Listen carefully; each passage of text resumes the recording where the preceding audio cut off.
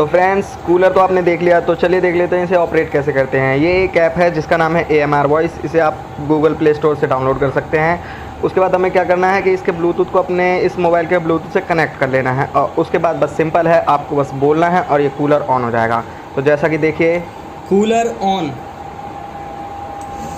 तो देखिए guys cooler on हो गया। तो कुछ इसी तरीके से कूलर ऑन हो जाएगा। अब देखिए इसकी स्पीड भी फास्ट हो जाती है, इसकी स्पीड स्लो हो जाती है, ये बंद भी हो जाता है। देखिए अभी कूलर ऑफ। तो गाइस देखिए ये कूलर ऑफ हो चुका है। अब आप इसे ऑन कर सकते हैं, ऑफ कर सकते हैं, इसका पंप भी ऑन कर सकते हैं। तो गाइस देखिए ये मैंने फिर से कूलर को ऑन कर दिया है। आप इसकी स्पीड फास्ट कर सकते हैं। मैं आपको इसकी स्पीड फास्ट करके दिखाता हूँ अभी। Speed fast.